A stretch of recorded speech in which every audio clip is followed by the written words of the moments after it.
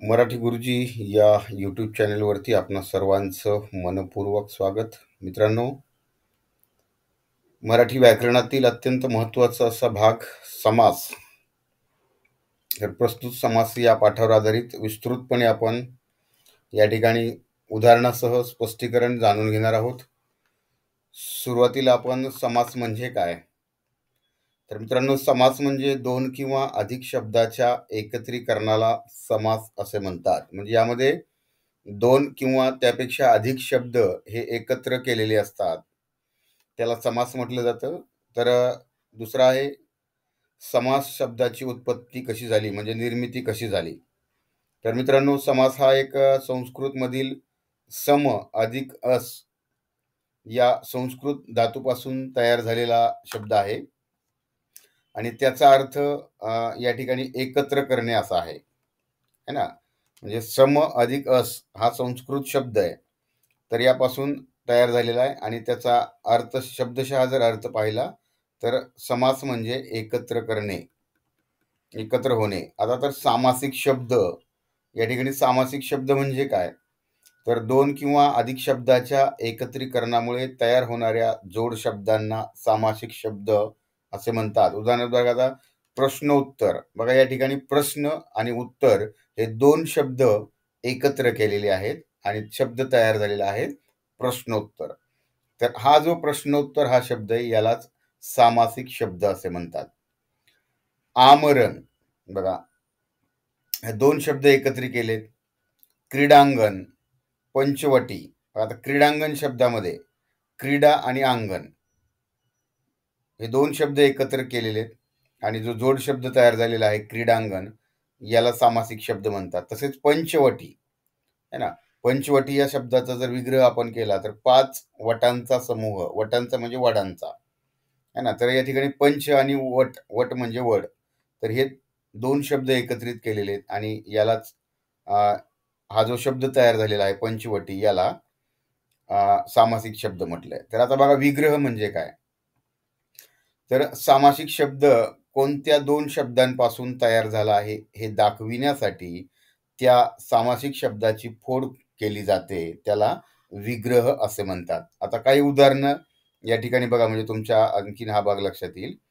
सामासिक शब्द आहे अनैच्छिक, म्हणजे त्याचा विग्रह काय होतो, ऐच्छिक नसलेला. पंचवटी म्हणजेच 5 वडांचा समूह. प्रश्नोत्तर, प्रश्न आणि उत्तर. आमरण, मरेपर्यंत. क्रीडांगण, क्रीडेसाठी अंगण. म्हणजे हे या बाजूला हे जे तुम्ही पाहताय हे आहेत सामासिक शब्द आणि या ठिकाणी हे त्या सामासिक शब्दाचा विग्रह. बघा, अनंत म्हणजे ज्याला अंत नाही असा तो. हे अशा प्रकारचे शब्द आहेत सामासिक शब्द. आता या ठिकाणी बघा, समासाचे मित्रांनो मुख्य प्रकार किती आणि कोणते, हा भाग या ठिकाणी आपण समजून घेऊया. समासामध्ये कमीत कमी 2 पदे एकत्र आलेली असतात आणि एकत्रित आलेल्या पदांपैकी कोणत्या पदाला अधिक महत्त्व आहे त्यावरून समासाचे मुख्य 4 प्रकार आहेत. म्हणजे 2 शब्द एकत्र आलेले असतात समासामध्ये तरच समास होतो आणि या 2 शब्दांपैकी म्हणजे कोणत्या पदाला, म्हणजे पहिल्या पदाला का दुसऱ्या पदाला का दोन्ही पदाला, का दोन्ही पदाला महत्त्व नसून त्यामधून तयार होणाऱ्या तिसऱ्याच पदाला महत्त्व आहे, यावरून समासाचे मुख्य 4 प्रकार या ठिकाणी पडतात. तर बघा, आता आपण या ठिकाणी लक्ष द्या. पहिला जो समास आहे ज्याला पहिलं पद प्रधान, प्रधान म्हणजे मुख्य, ज्याला प्रथम पद प्रधान समास असं देखील म्हटलेलं असतं आणि या समासाचं नाव आहे, याला म्हणतात अव्ययीभाव समास. म्हणजे ज्या समासाचं पहिलं पद है ना हे प्रधान असतं, म्हणजेच मुख्य असतं, त्याला अव्ययीभाव समास म्हणायचं. आता दुसरा आहे द्वितीय पद प्रधान समास, त्याला तत्पुरुष समास म्हणायचं. म्हणजे ज्या समासातील, ज्या सामासिक शब्दातील दुसरं पद हे महत्वाचं असतं तर तो तत्पुरुष समास असतो. पुढचा तिसरा प्रकार जो आहे दोन्ही पद प्रधान, म्हणजेच बघा, उभय म्हणजे दोन्ही, है ना. म्हणजे सामासिक शब्दातील दोन्ही पद महत्वाची, ना पहिलं महत्वाचं ना दुसरं महत्वाचं, तर दोन्ही पद महत्वाची तर या समासाला म्हटलं जातं द्वंद्व समास. आणि दोन्ही, पुढचा चौथा जो प्रकार आहे, दोन्ही पद गौण आहेत. म्हणजे दोन्ही पद मुख्य नसून त्यामधून तिसरंच जे तयार होणारं पद आहे हे महत्वाचं असतं. तर याला म्हणतात बहुव्रीही समास. तर मित्रांनो, आपण सुरुवातीला आता या ठिकाणी अव्ययीभाव समास आणि त्याचे या ठिकाणी अव्ययीभाव समास म्हणजे काय आहे ना, आणि त्याची उदाहरणं या ठिकाणी आपण समजून घेऊया. बघा, अव्ययीभाव समास म्हणजे काय, ज्याला प्रथम पद प्रधान समास असं म्हणतात. म्हणजे त्याची व्याख्या बघा, समासातील पहिलं पद हे अव्यय असून ते प्रधान असतं. प्रधान म्हणजे मुख्य असतं, प्रमुख असतं. आणि सामासिक शब्द क्रियाविशेषण अव्यय असतो, तेव्हा त्या समासास अव्ययीभाव समास असं म्हटलं जातं. हे लक्षात घ्यायच्यात गोष्टी, की ज्या समासातील पहिलं पद हे अव्यय असतं आणि ते प्रधान असतं. दुसरी गोष्ट महत्वाची, प्रधान म्हणजे मुख्य असतं. आणि तो जो सामासिक शब्द जो असतो, तो सामासिक शब्द एखाद्या क्रियाविशेषण अव्ययासारखं काम करतो, तेव्हा त्या समासाला अव्ययीभाव समास म्हटलंय. आता पुढे लक्षात घ्या, अव्ययीभाव समासातील शब्द बहुधा स्थळ, काळ आणि रीतिवाचक असतात. रीत, रीत म्हणजे पद्धत है ना. एकतर स्थळ, काळ किंवा रीत. रीत म्हणजे पद्धत, स्थळ म्हणजे ठिकाण है ना, काळ म्हणजेच वेळ. तर हे महत्वाच्या गोष्टी आहेत त्याच्यामध्ये. आता अव्ययीभाव समासाची काही उदाहरणं या ठिकाणी आणखीन तुम्हाला समजण्यास मदतगार ठरतील. बघा आता, पदोपदी है ना, त्याचा विग्रह काय होतो, प्रत्येक पदी है ना. पदोपदी म्हणजे प्रत्येक, बघा पद म्हणजेच है ना पाय, आणि पदोपदी म्हणजे प्रत्येक पावलाला है ना, म्हणजे प्रत्येक पदी. तर या ठिकाणी पहिला जो शब्द आहे तो त्या ठिकाणी प्रधान आहे, म्हणजेच मुख्य आहे. आता दारोदार, प्रत्येक दारात. प्रतिदिन, प्रत्येक दिवशी. प्रत्येक प्रतिदिवस, प्रत्येक दिवशी. दर साल म्हणजे प्रत्येक वर्षी. दररोज, प्रत्येक दिवशी. हर रोज, प्रत्येक दिवशी है ना.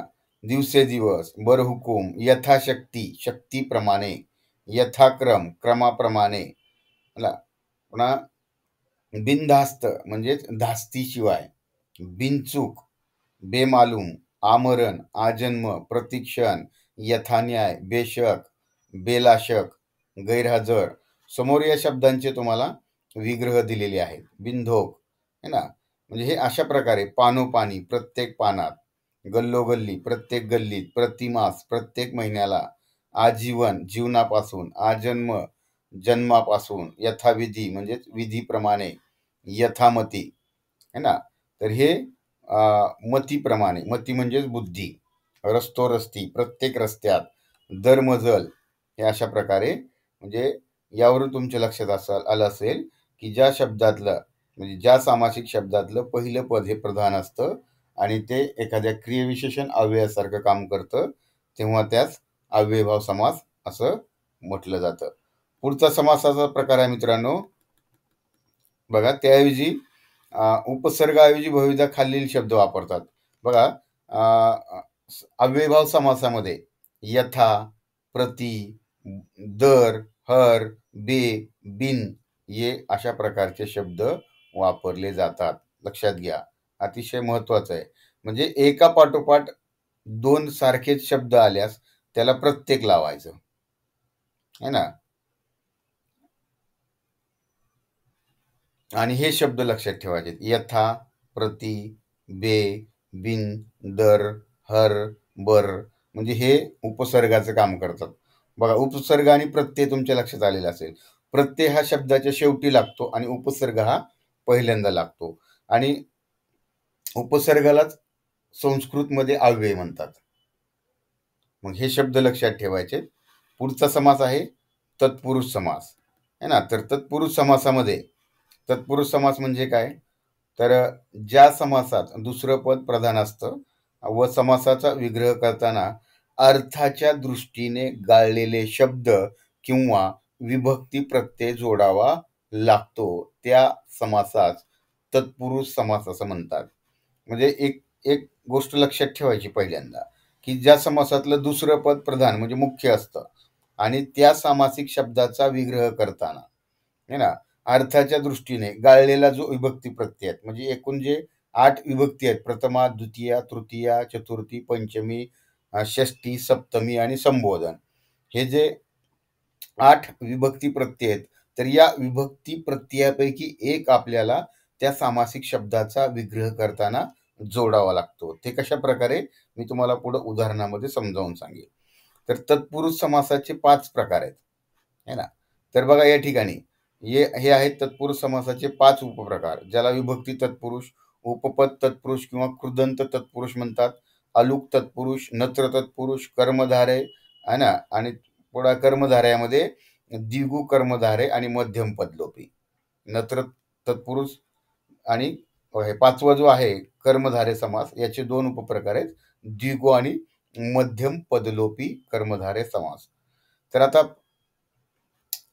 विभक्ती तत्पुरुष समास म्हणजे काय?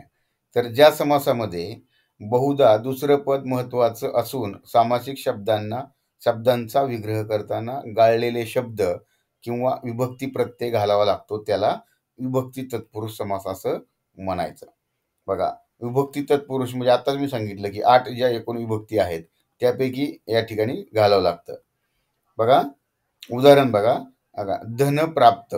बघा, धनाला प्राप्त, फक्त आता या ठिकाणी ला हा विभक्ती प्रत्यय घातलेला आहे आणि ही समासाचं नाव याला म्हणायचं द्वितीय तत्पुरुष समास.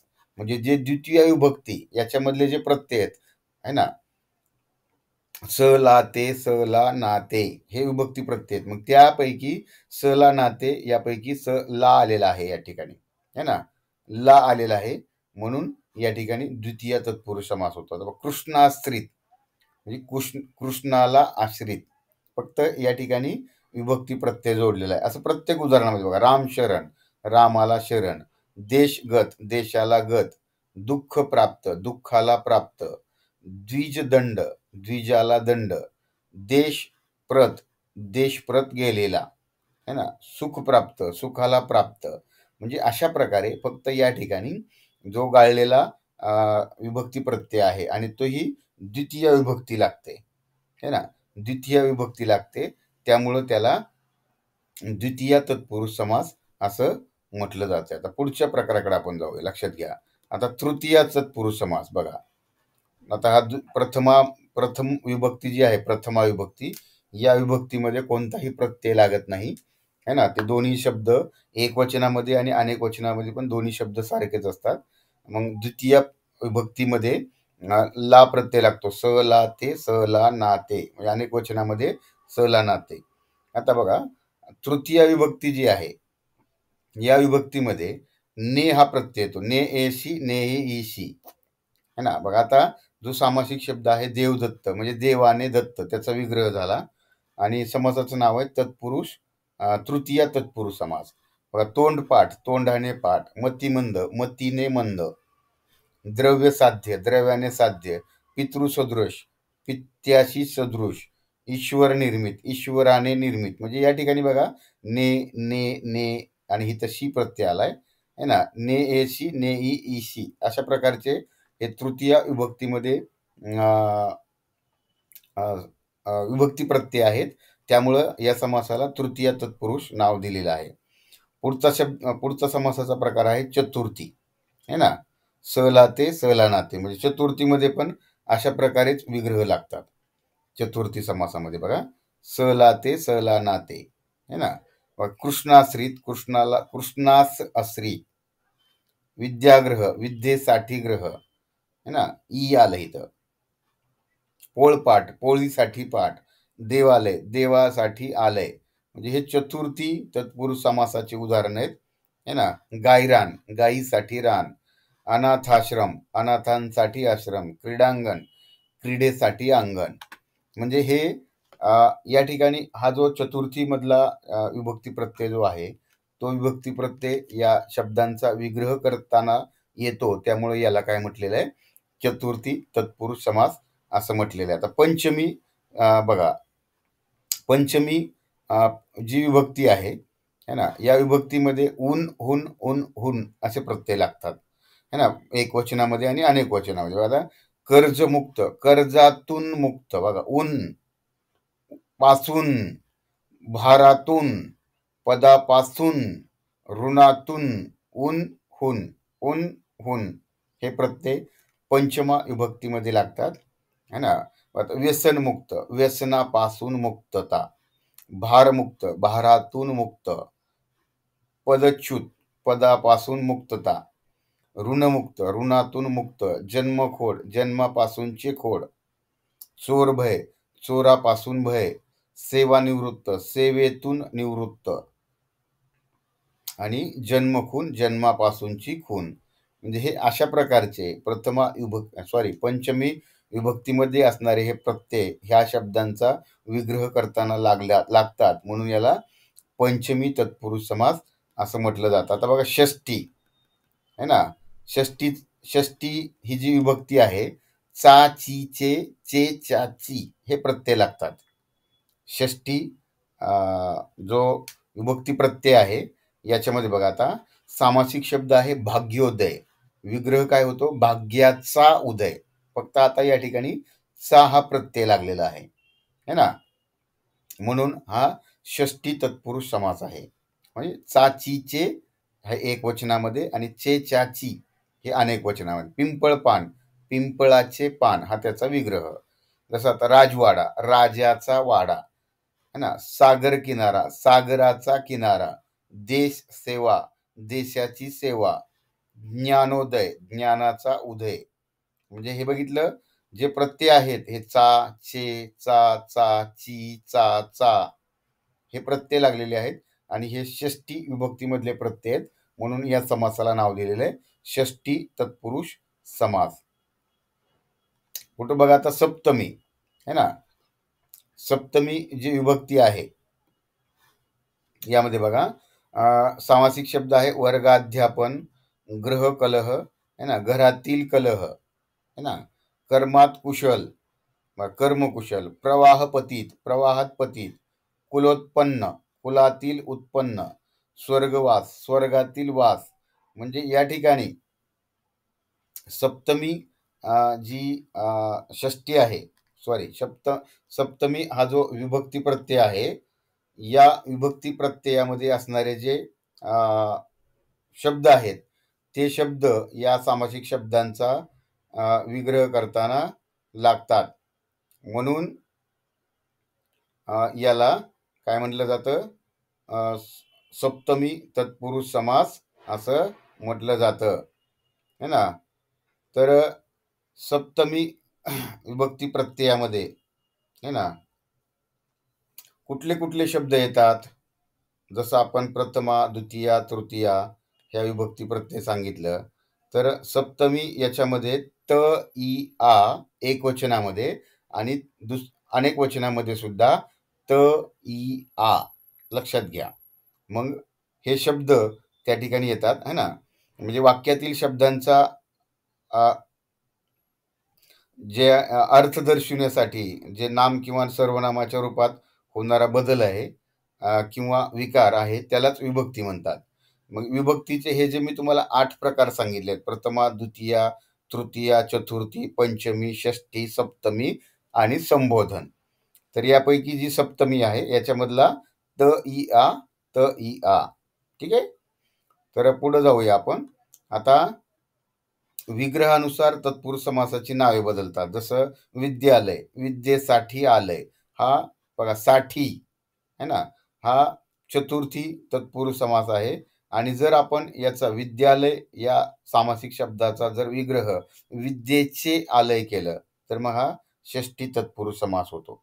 बघा आता, चोर भय हा सामासिक शब्द, या ठिकाणी चोरांपासून भय, हा है ना, पासून, ऊन हुन हा पंचमी येतो. आणि जर चोरांचे भय जर आपण केलं त्याचा विग्रह या चोर भय या सामासिक शब्दाचा, तर त्याचं समासाचं लगेच नाव बदलतं, षष्ठी तत्पुरुष समास असा होतो. पुढे बघा आता, उपपद तत्पुरुष किंवा कृदंत तत्पुरुष समास म्हणजे काय.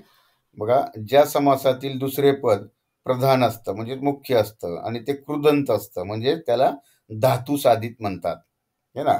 असतं त्याचा वाक्यात स्वतंत्र उपयोग करता येत नाही त्या समासाला उपपद कृदंत उपपद किंवा कृदंत तत्पुरुष समास असं म्हणतात. आता बघा सामासिक शब्द कलाकार म्हणजे कला करणारा, मार्गस्थ मार्गावर असलेला, खग म्हणजेच बघा पक्षी, तर पक्षी काय त्याचा विग्रह खग या शब्दाचा आकाशात गमन करणारा, नीरज म्हणजे नीरात जन्मलेला, द्विज म्हणजेच दोनदा जन्मलेला, जलद म्हणजे जल देणारा, पंकज म्हणजे चिखलात जन्मलेला म्हणजेच कमळ, अंबुज शेतकरी, आगलाव्या, सुखद, कुंभार, ग्रंथकार, कर्मकरी, मालाकार, गृहस्थ. तर ही अशा प्रकारे या कृदंत तत्पुरुष समासाची ही उदाहरणे आहेत. पुढे बघा आता अलुक तत्पुरुष समास है ना. ज्या तत्पुरुष समासामध्ये पूर्वपदात सप्तमीच्या ई विभक्तीचा प्रत्ययाचा लोप होत नाही याला अलुक तत्पुरुष समास म्हणाला जातात. बघा अलुक या शब्दाचा अर्थ नाश न पावणारे किंवा लोप न पावणारे म्हणजेच नाहीसे न होणारे. उदाहरणार्थ बघा कर्मणी प्रयोग, ई कर्मणी आहे का, ई या ठिकाणी आलेला आहे. कर्तरी, तोंडी, पंकेरू है ना, अग्रेसर है ना. ए हा जो शब्द आहे हा अ प्लस ई या दोन्ही स्वरांमधून त्या ठिकाणी तो तयार होतोय है ना. तर पुढे आहे नत्र तत्पुरुष समास म्हणजे ज्या तत्पुरुष समासातील पहिले पद हे नकारार्थी असतं त्यालाच नत्र तत्पुरुष समास असं म्हणतात. म्हणजेच या सामासिक शब्दातील पहिलं पद हे अन, न, ना, नी, बे, गैर यासारखे अभाव अथवा विरोध दर्शवणार असतात. बघा आता या ठिकाणी थोडक्यात तुमच्या लक्षात आलेले असेल की ज्या तत्पुरुष समासातील पहिलं पद हे काय असतं नकारार्थी असतं है ना, त्यालाच काय म्हटलेलं आहे नत्र तत्पुरुष समास असं म्हटलेलं आहे. आणि या सामासिक शब्दामधले जे पहिले शब्द आहेत हे शब्द हे असतात. आता उदाहरण बघा, उदाहरणामध्ये अनैच्छिक म्हणजे ऐच्छिक नसलेला, नास्तिक म्हणजेच आस्तिक नसलेला, अनादर आदर नसलेला, अमान्य मान्य नसलेला, अज्ञान ज्ञान नसलेला, अनुत्तीर्ण बेसावध, नाईलाज, निर्दोष, नापसंत आणि अशक्य, गैरसोय, गैरहजर, बेकायदा, अयोग्य. तर तुमच्या लक्षात आले असेल की नत्र तत्पुरुष समासात बहुधा शब्दाचा विरुद्धार्थी शब्द घेऊन यापुढे नसलेला किंवा नसलेली हे शब्द लिहितात, तर त्याचा तो विग्रह अशा प्रकारे होतो.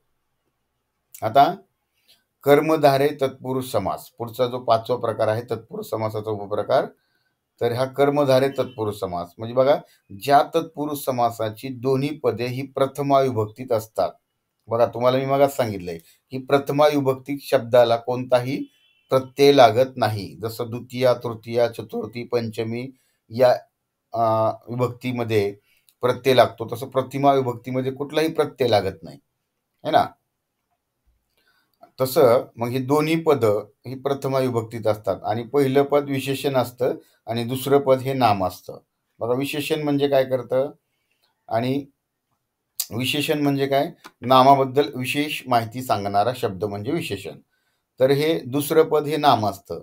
तसेच या दोन्ही पदांचा संबंध हा विशेषण आणि विशेष्य किंवा उपमेय किंवा उपमान या स्वरूपात असतो है ना. हे अलंकारिक शब्द आहेत, उपमेय आणि उपमान अलंकारामध्ये वापरले जातात. तर हे अशा प्रकारे उपमेय म्हणजे बघा काय की ज्याला उपमा द्यायची तो शब्द, आणि उपमान म्हणजे काय ज्याची उपमा द्यायची तो शब्द. म्हणजे जसं बघा आईसारखी मायाळू आईच किंवा आहे ताजमल तो जगती तो त्याच परी, अशा प्रकारे है ना उपमेय आणि उपमान या स्वरूपात म्हणजे विशेषण आणि विशेष्य या स्वरूपात हे शब्द त्या ठिकाणी आलेले असतात. मग याला है ना तर कर्मधारे तत्पुरुष समासामधलं तुम्हाला लक्षात आलं असेल की काय करायचंय, दोन्ही पदही दोन्ही पद ही काय असतात? दोन्ही पद ही प्रथमा विभक्तीमध्ये असतात. आणि विशेष महत्त्वाचं म्हणजे पहिलं पद हे विशेषण असून दुसरं पद हे काय असतं? दुसरं पद हे नाम असतं. आणि दोन्ही पदांचा संबंध हा विशेषण आणि विशेष्य किंवा है ना, विशेष्य किंवा उपमेय किंवा उपमा उपमान अशा प्रकारे असतं. तर याचं बघा उदाहरणार्थ, माझा मुलगा सुयश म्हणजे कर्ण होय. बघा या ठिकाणी सुयश म्हणजे कर्ण, म्हणजे सुयश हे काय आहे? नाम आहे, म्हणजे त्याला उपमेय किंवा विशेष म्हटलंय. आणि कर्ण हे विशेषण आहे, म्हणजे त्याला उपमान केलंय. म्हणजे सुयशची तुलना कोणाबरोबर केली? ही कर्णाबरोबर केली. मग कर्ण हे काय? विशेषण आहे. है ना. विशेषण काय करतं? नामाबद्दल विशेष माहिती सांगतं.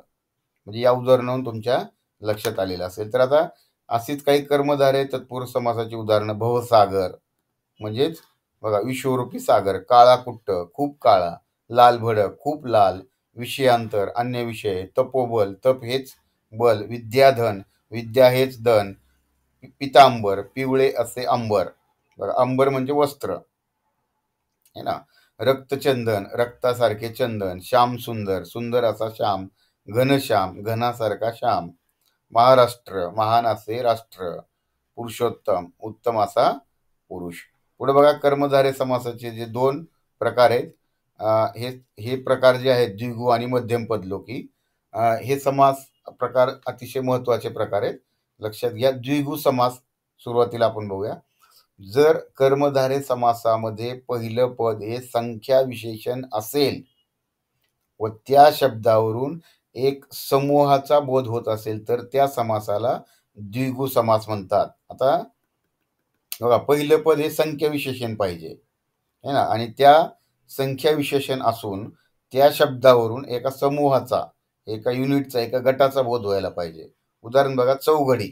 बघा, चौ म्हणजे चार, घडी चार घड्यांचा समूह, त्रैलोक्य तीन लोकांचा समूह. म्हणजे यामध्ये बघा, त्रैलोक्य, त्रय म्हणजे तीन आणि लोक्य म्हणजे लोक. म्हणजे या ठिकाणी आपल्याला पहिलं पद हे संख्या विशेषण आहे आणि दुसऱ्या पदावरून आपल्याला काय होतंय? एका समूहाचा त्या ठिकाणी बोध होतोय, है ना. तीन लोकांचा समूह. सप्ताह सात दिवसांचा समूह, नवरात्र नऊ रात्रींचा समूह, पंचपाळे पाच पाळ्यांचा समूह. म्हणजे हे अशा प्रकारे पहिले जे शब्द आहेत, हे पहिले शब्द हे संख्या विशेषण आहेत आणि त्यावरून आपल्याला एका समूहाचा बोध होतोय. बारबाई, पंचवटी, त्रिभुवन. तर असं हे द्विगु समास आहे. आणि याच्यातला जो दुसरा प्रकार आहे मध्यम पदलोपी कर्मधारय समास म्हणजे काय? तर ज्या कर्मधारय समासामध्ये पहिल्या पदाचा दुसऱ्या पदाशी संबंध दर्शवणारे शब्द हे लुप्त असतात. लुप्त म्हणजे है ना, ते सुप्त असतात, दिसून येत नाहीयेत, है ना, गायब असतात. तर विग्रहाच्या वेळी त्याची स्पष्टता करावी लागते. म्हणजे अशा सामासिक शब्दाचा विग्रह करताना, म्हणजे तो सामासिक शब्द, त्या सामासिक शब्दाचा विग्रह करताना ते जे गाळलेले शब्द आहेत, लुप्त असणारे जे शब्द आहेत, त्यांची स्पष्टता त्या ठिकाणी करावी लागते. तर त्या समासाला मध्यम पदलोपी कर्मधारय समास असं म्हणतात, किंवा त्याला दुसरं पण नाव आहे लुप्तपद कर्मधारय समास. उदाहरणार्थ बघा, आता घोडेस्वार, घोड्यावर असलेला स्वार. बघा आता, है ना, दोनच शब्द आहेत, घोडे आणि दुसरा आहे स्वार. म्हणजे आता बघा इथं वर, है ना, घोड्यावर स्वार असलेला. आता पुरणपोळी म्हणजे पुरण घालून तयार केलेली पोळी, है ना. समास म्हणजे एक प्रकारे शब्दांची काटकसर. बघा, मामे भाऊ, मामाचा मुलगा या नात्याने भाऊ. चुलत सासरा, है ना, नवरा किंवा नवरी यांचा चुलता या नात्याने सासरा. म्हणजे बघा, चुलत सासरा, है ना, या शब्द विग्रह करताना आपण त्या ठिकाणी अनेक लुप्त असलेले शब्द त्या ठिकाणी घालतो आणि त्याचा विग्रह करतो. गुरुबंधू, गुरुचा शिष्य या नात्याने बंधू. साखर भात, साखर घालून तयार केलेला भात किंवा वडा भात, दही भात, है ना, किंवा कांदे पोहे, कांदे घालून तयार केलेले पोहे. म्हणजे हे अशा प्रकारे, है ना, मध्यम पदलोपी समास आहे. यावर उदाहरणावरून तुमच्या आणखीन चांगल्या प्रकारे समजलं असेल. तर मित्रांनो, तिसरा जो प्रकार आहे द्वंद्व समास. द्वंद्व समास या समासामध्ये है ना, या समासामध्ये बघा, ज्या समासामधला हा तिसरा प्रकार आहे. आणि लक्षात घ्या मित्रांनो, आणि व्हिडिओ कसा वाटला तो कमेंट्स करून नक्की कळवाय. चॅनेलवर तुम्ही नवीन आलेले असाल किंवा चॅनलला मित्रांनो अजून सबस्क्राईब केलं नसेल तर नक्की चॅनलला सबस्क्राईब करा, कारण असेच प्रकारचे नवनवीन व्हिडिओ आम्ही आपणापुढे घेऊन येतो. त्यामुळं कृपया चॅनलला सबस्क्राईब करा आणि जास्तीत जास्त व्हिडिओ आपल्या मित्रांपर्यंत शेअर करा आणि कमेंट्स करून नक्की कळवा व्हिडिओ कसा वाटला. तर बघा, द्वंद्व समास, ज्या समासातील दोन्ही पद अर्थदृष्टीने प्रधान असतात, म्हणजेच मुख्य असतात, प्रमुख असतात, त्या समासाला द्वंद्व समास किंवा उभय पद प्रधान समास असं देखील म्हटलं जातं. बघा, उभय म्हणजे दोन्ही, पद म्हणजे शब्द, प्रधान म्हणजे मुख्य. उदाहरण बघा, न्याय अन्याय, न्याय अथवा अन्याय, है ना, दोन्हीपैकी एकच असेल ना, न्याय अथवा अन्याय. भेदाभेद, भेद अथवा अभेद. चूक भूल, चूक अथवा भूल. भाजीपाला, भाजीपाला व इतर तत्सम भाज्या वस्तू. आपण काय म्हणतो, बाजाराला गेलो होतो किंवा मार्केटमध्ये गेलो, काय आणलं, भाजीपाला आणला. मग त्या आणलेल्या बॅगमध्ये किंवा पिशवीमध्ये काय फक्त भाजीपालाच असतो का? तर इतर तत्सम भाज्या असतात त्याच्यामध्ये. तत्सम म्हणजे त्या प्रकारच्या. घरदार म्हणजे बघा, घरदार, घरदार व इतर स्थावर मालमत्ता. चहा पाणी, आपण म्हणतो आलेल्या पाहुण्यांना काही चहा पाणी केलं का, मग फक्त चहा पाणी देतो का आपण? नाही. चहा पाणी आणि इतर तत्सम फराळाचे पदार्थ किंवा बिस्किट किंवा अशा प्रकारचे अनेक त्या पदार्थांचा समावेश त्या याच्यामध्ये होतात. व सत्य असत्य, सत्य वा असत्य. न्याय अन्याय, न्याय वा अन्याय. तीन चार, तीन किंवा चार. बरे वाईट, एकतर बरं असेल किंवा वाईट असेल. मामा मामी, मामा व मामी. ने आण, ने आणि आण. दक्षिणोत्तर, भाऊ बहीण. अशा प्रकारचे समास याच्यामध्ये. आता बघा, द्वंद्व समासचे तीन प्रकार आहेत, तीन उपप्रकार आहेत. तर याच्यामध्ये आहे पहिला इतरेतर, वैकल्पिक आणि समाहार. तर सुरुवातीला आपण इतरेतर द्वंद्व समास म्हणजे काय बघा, ज्या समासात म्हणजे ज्या सामासिक शब्दाचा विग्रह करताना आणि व या दोनच लक्षात घ्यायचे, इतरेतर आणि व या दोन समुच्चय दर्शक उभयानव्य अव्ययांचा वापर करून सामासिक शब्दांचा विग्रह केला जातो, त्या समासाला इतरेतर द्वंद्व समास असे म्हणतात. बघा, आणि व हे दोनच शब्द येतात इतरेतर द्वंद्व समासामध्ये. बघा, डोंगर दर्या, डोंगर आणि दर्या. कृष्ण अर्जुन, कृष्ण आणि अर्जुन.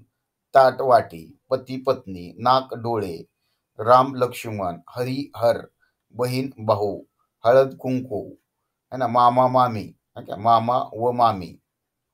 नेआण, दक्षिणोत्तर, भीमार्जुन, आई वडील. म्हणजे हे लक्षात आलं असेल तुमच्या की इतरेतर द्वंद्व समासामध्ये आपल्याला आणि व हे दोन शब्दांचा, या उभयनव्य अव्ययांचा वापर केलेला असतो विग्रह करताना. पुढचा आहे वैकल्पिक द्वंद्व समास. तुम्हाला वैकल्पिक या शब्दावरूनच लक्षात येईल. वैकल्पिक म्हणजे विकल्प. विकल्पासाठी आपण कुठले शब्द वापरतो? अथवा, किंवा, वा. म्हणजेच ज्या समासाचा विग्रह करताना अथवा, किंवा, वा या वैकल्पिक उभयानव्य अव्ययांचा वापर करावा लागतो, त्या समासास वैकल्पिक द्वंद्व समास असे म्हणतात. आता बघा, उदाहरणार्थ, विधी निषेध म्हणजे विधी किंवा निषेध. न्याय अन्याय, न्याय अथवा अन्याय. म्हणजे दोन्ही एकत्र होणार नाही ना. किंवा बघा, पास नापास, है ना, एकतर पास होईल किंवा नापास होईल, दोन्ही एकत्र होणार का? नाही. मग तशा प्रकारे भेदाभेद, भेद अथवा अभेद. चूक भूल, चूक अथवा भूल. लहान मोठा, लहान किंवा मोठा. सत्य असत्य, सत्य किंवा असत्य, एकच असेल दोन्हीपैकी. म्हणजे बघा, याला म्हणायचं वैकल्पिक द्वंद्व समास. बघा, चार पाच, बरे वाईट, सत्य असत्य, न्याय अन्याय, पाप पुण्य.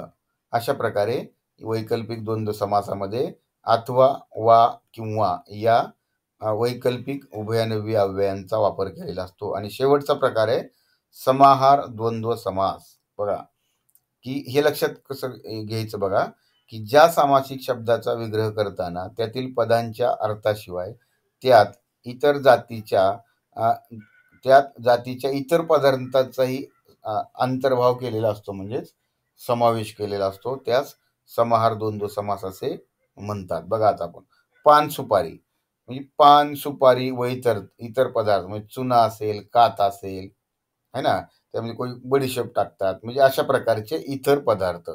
चहा पाणी, चहा पाणी इतर फराळाचे पदार्थ, मग अशी मी सांगितलं पण है ना. मीठ मिरची, म्हणजे मीठ मिरची तिखट आणि इतर स्वयंपाकातील वस्तू. आणि बघा पानपत्रावळ, पानपत्रावळ आणि जेवणासाठीचं इतर साधने म्हणजेच वस्तू. नदी नाले, भाजीपाला, केर कचरा, शेतीवाडी, घरदार, जीवजंतू. अशा प्रकारे या समाहार द्वंद्व समासामध्ये त्याचा विग्रह करताना पदांच्या अर्थाशिवाय इतर जातीच्या इतर पदार्थाचाही त्यात समावेश केलेला असतो, त्याला समाहार द्वंद्व समास असे म्हणतात. तर मित्रांनो, शेवटचा जो समासाचा मुख्य प्रकार त्यातला आहे जो बहुव्रीही समास. बहुव्रीही समास म्हणजे काय, तर बघा आता ज्या सामासिक शब्दाचे दोन्ही पद महत्वाचे नसतात. आपण बघितलं की अव्ययभाव समास, ज्याला प्रथम पद प्रधान म्हणतात, तत्पुरुष समास द्वितीय पद प्रधान म्हणतात, है ना. तर द्वंद्व समास दोन्ही पद महत्वाची. आता बहुव्रीही समास म्हणजे ज्या सामासिक शब्दाचे दोन्ही पद महत्वाचे नसतात आणि त्या दोन पदांशिवाय तिसऱ्याच पदाचा बोध होतो, तसेच हा सामासिक शब्द त्या तिसऱ्या पदाचं विशेषण असतं, त्या सामासिक शब्दाला काय म्हणायचं, बहुव्रीही समास असं म्हटलं जातं. तर बहुव्रीही समासाचे देखील 4 उपप्रकार आहेत. तो म्हणजे नत्र बहुव्रीही, सहबहुव्रीही, प्रादिबहुव्रीही आणि विभक्ती बहुव्रीही समास. तर या विभक्तीचे 2 उपप्रकार आहेत, समानाधिकरण आणि व्याधिकरण. आता आपण यांचं थोडक्यात सविस्तरपणे जाणून घेऊया. बघा आता पहिला आहे नत्र बहुव्रीही समास. नत्रमध्ये लक्षात घ्यायचं आहे की ज्या बहुव्रीही समासाचं पहिलं पद हे अ, अन, न, ना, नी असे नकारदर्शक असतात, त्याला नत्र बहुव्रीही समास असं म्हणतात, जसं आपण नत्र तत्पुरुष समासामध्ये पाहिलेलं होतं. उदाहरण बघा, अनंत नाही, ज्याला अंत नाही असा तो, है ना. निर्धन नाही, ज्याच्याकडे धन असा तो, है ना. नीरस नाही, रस ज्यात असा तो. अनाथ नाही, नाथ ज्याला असा तो. नाथ म्हणजे मालक, ज्याला कोणीच मालक नाहीये, म्हणजे मायबाप नाहीयेत असा व्यक्ती, त्याला अनाथ म्हणतात. अनाधी, अनिकेत आणि अव्यय. लक्षात आलं तुमच्या की ज्या बहुव्रीही समासाचं पहिलं पद हे अ, अन, न, ना, नी असे नकारदर्शक असतात, त्याला नत्र बहुव्रीही समास असं म्हणतात. बघा पुढचा जो प्रकार आहे, पुढचा प्रकार आहे तो म्हणजे सहबहुव्रीही समास. म्हणजे ज्या बहुव्रीही समासाचं पहिलं पद स किंवा सह अशी अव्यय असून हा सामासिक शब्द एखाद्या विशेषणाचं कार्य करतो, त्याला काय म्हणायचं, सहबहुव्रीही समास म्हणायचं. तर बघा उदाहरण, सानुज म्हणजे अनुजासहित. बघा सा किंवा सह हे शब्द लक्षात ठेवायचं आहे ना, जो सहबहुव्रीही समासाचे उदाहरण आहेत. सा, सानुज, सुपुत्र, सनाथ, सानंद यांचे विग्रह क्रमशः या ठिकाणी दिलेले आहेत. सादर, सवर्ण, सबळ, सहपरिवार, सहकुटुंब, है ना, कुटुंबासहित आहे असा तो. अशा प्रकारे आता आपण पुढं प्रादी बहुव्रीही समास याच्याकडे पाहूया. प्रादी म्हणजे काय बघा, प्रादी म्हणजेच प्र अगोदर, हे पद म्हणजेच ज्या समासाचं पहिलं पद प्र, परा, आप, सु, दूर, वी, नी असा उपसर्गयुक्त असलेले असतात, त्याला प्रादी बहुव्रीही समास असं म्हणतात, है ना. बघा विख्यात, विशेष ख्याती असलेला, है ना, विख्यात म्हणजेच ख्यातनाम. विरागी म्हणजेच राग नसलेला. प्रज्ञावंत, बुद्धी असलेला, है ना. सुनयना, सुनयन असलेली स्त्री. सुनयन, सु म्हणजे चांगले नयन. दुर्गुणी, गुणापासून दूर आहे असा तो, म्हणजेच वाईट व्यक्ती. प्रबळ, अधिक शक्तिशाली असा आहे तो. सुमंगल, चांगले, पवित्र आहे असे ते. म्हणजे अशा प्रकारे लक्षात घेतलं तुम्ही, प्रादिबरोबरी या समासामध्ये प्रा, आप, सु, दूर, वी, नी असे उपसर्ग असलेले शब्द असतात. त्याला प्रादी बहुब्रुवी समास असं म्हटलं गेलेलं आहे. आता पुढचा आहे विभक्ती बहुब्रुवी समास. आता याला कशाला म्हणायचं विभक्ती बहुब्रुवी समास? की ज्या समासाचा विग्रह करताना शेवटी एकच संबंधी सर्वनाम येतं, अशा सर्वनामाची जी विभक्ती असेल ते त्या विभक्तीचं नाव त्याला देतात. बघा विभक्ती प्रत्यय आपण तत्पुरुष समासामध्येच पाहिलेले आहेत. तर बघा विद्याधन, विद्या आहे धन ज्याचे तो. आता या ठिकाणी हे जे विभक्ती प्रत्यय आहेत हे शेवटी येतात. पूर्ण जल, पूर्ण आहे जल त्यात असे. प्राप्त धन, प्राप्त आहे धन ज्याला तो, है ना. जित शत्रू, जित आहेत शत्रू ज्याने तो, म्हणजे ज्याने शत्रूवर सुद्धा विजय मिळवलेला आहे. त्रिकोण, तीन आहेत कोण ज्याला तो. गत प्राण, है ना, गत आहे प्राण ज्यापासून तो. तर अशा प्रकारे मित्रांनो आता बघा विभक्ती बहुब्रुवी समासाचे असणारे दोन उपप्रकार, समानाधिकरण बहुब्रुवी आणि व्याधिकरण बहुब्रुवी. तर समानाधिकरण बहुब्रुवी म्हणजे काय? तर ज्या बहुब्रुवी समासाचा विग्रह करताना त्यातील दोन्ही पदे एकाच विभक्तीमध्ये असतात, है ना, आणि तेव्हा त्या समासाला समानाधिकरण बहुब्रुवी समास असे म्हणतात. बघा वक्रतुंड, वक्र आहे तोंड ज्याचे असा तो, त्याला काय म्हणायचं? गणपती. असा कोण आहे? गणपती. नीलकंठ, निळा आहे कंठ ज्याचा असा तो, असा कोण आहे? ज्याचा कंठ निळा आहे तो शंकर. लक्ष्मीकांत, लक्ष्मी आहे कांता ज्याची असा तो. कांता म्हणजे पत्नी, भार्या, है ना, विष्णू आहे. अशा प्रकारे हा झाला समानाधिकरण बहुब्रुवी, म्हणजे ज्याचे दोन्ही पद हे प्रथमा विभक्तीमध्ये असतात. पुढचा आणि शेवटचा प्रकार आहे मित्रांनो व्याधिकरण बहुब्रुवी समास. या म्हणजे ज्या बहुब्रुवी समासाचा विग्रह करताना दोन्ही पदे भिन्न विभक्तीमध्ये असतात. बघा आपण समानाधिकरण मध्ये पाहिलं की दोन्ही पद ही प्रथमा विभक्ती असतात, प्रथमा विभक्तीमध्ये असतात. आणि आता याच्यामध्ये व्याधिकरण बहुब्रुवी समासामध्ये दोन्ही पद हे भिन्न विभक्तीमध्ये, भिन्न म्हणजे वेगवेगळ्या विभक्तीमध्ये असतात. त्याला व्याधिकरण बहुब्रुवी समास असं म्हटलं गेलेलं आहे, है ना. गजानन, गजाचे आहे आनन असा तो. कोण आहे? बघा आनन म्हणजे तोंड, गणपती. पुढे बघा सुधाकर, सुधा आहे करात ज्याच्या तो, कृष्ण. भालचंद्र, बाळी आहे चंद्र असा तो. चक्रपाणी, चक्र आहे पाणीत ज्याच्या असा तो. हे झाले व्याधिकरण. आता हे लक्षात घ्यायचं, चौकोन म्हणजे चार कोण आहे ज्याला असा तो, हा बहुब्रुवी समास होतो. आणि चार कोणांचा समूह असा जर आपण विग्रह केला तर तो तत्पुरुष समास होतो. बघा आता इथं दुसरं उदाहरण, पितांबर, म्हणजे आपण जर विग्रह केला की पिवळे आहे वस्त्र ज्याचे असा तो, हा बहुब्रुवी समास होतो. आणि पिवळे असे वस्त्र आपण जर असा विग्रह केला तर तो कर्मधारे समास होतो. तर मित्रांनो या प्रस्तुत समास आणि समास प्रकारावरती आधारित आपण इम्पॉर्टंट जे 50 प्रश्न आहेत त्या 50 प्रश्नांच्या MCQ टाईप प्रश्न आहेत आणि त्यांचा विग्रह करणारा व्हिडिओ देखील तुम्हाला आपल्या चॅनलवरती पाहायला मिळेल. व्हिडिओ कसा वाटला तो नक्की कमेंट करून कळवा आणि चॅनलला लाईक करा, कमेंट करा आणि चॅनलला सबस्क्राईब करा आणि व्हिडिओ जास्तीत जास्त आपल्या मित्रांपर्यंत शेअर करा. धन्यवाद.